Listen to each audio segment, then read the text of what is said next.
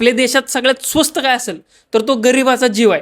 आता बीडमध्ये नदीपात्रात बोट उलटून लोक मेलेत. किती लोक मेलेत ह्याचा ऑफिशियल आकडा अजून सुद्धा बाहेर नाहीये. म्हणजे एखाद्या दिवशी अचानक बोट उलटून तुम्हाला मरावं लागेल, नाहीतर तुमच्या अंगावर एखादं होर्डिंग पडून मरावं लागेल. नवले ब्रिजमध्ये ऍक्सिडेंट झाला तर त्याच्यात पण मरावं लागेल. कधी अचानक एखाद्या दिवशी बिर्याणी खाल्ली, कलिंगड खाल्ली तर त्याच्यात पण मरावं लागेल. पण तुम्हाला मरावं लागेल एवढं नक्की. म्हणून म्हणलं सगळ्यात स्वस्त गरिबाचा जीव आहे. कारण गरीब आजारी पडल्यावर औषध प्यायला जरी गेला तरी औषध पिऊन मरणाऱ्यातला आहे. आता ह्या गरिबांच्या मरण्याला गरीब कसा कारणीभूत आहे हे तुम्हाला सांगतो. एकतर 20 लोकांच्या बोटीत 50 लोक जाऊन बसायचं, त्यात कोणी लाईफ जॅकेट घालायचं नाही कारण सगळ्यांमध्ये भरपूर डेअरिंग असतं.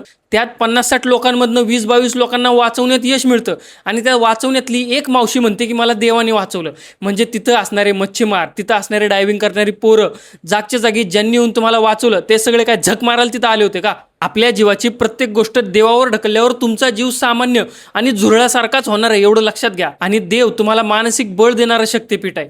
देव तुम्हाला फिजिकली अडचणीत असलेल्या एखाद्या सिच्युएशन मधून बाहेर काढायला कधीच येत नाही. आणि तसं असतं तर देवाने ती बोट पलटीच होऊ दिली नसती. कुंभमेळ्यात चेंगराचेंगरीत मेल्यानंतर स्वर्ग प्राप्त होतो अशी समज असणाऱ्या ह्या समाजाला मी अजून काहीच समजून सांगू शकत नाही. कारण ह्या लोकांना आत्ता बुडून मेलेल्या लोकांचं दुःख कधीच कळणार नाही. आणि बाकीची लोक 4 दिवस सरकारच्या नावाने बोंबा मारतील आणि लाडक्या बहिणीचे पैसे अकाउंटमध्ये आले की शेपूट घालून गप्प बसतील. पण मी याच्यावर बोलायचं ठरवलंय. हा मुद्दा तुम्हाला कसा वाटतोय मला कमेंट्समध्ये नक्की कळवा. आणि सरकारला त्यांची अकाउंटेबिलिटी दाखवून देण्यासाठी हा जास्तीत जास्त शेअर करा.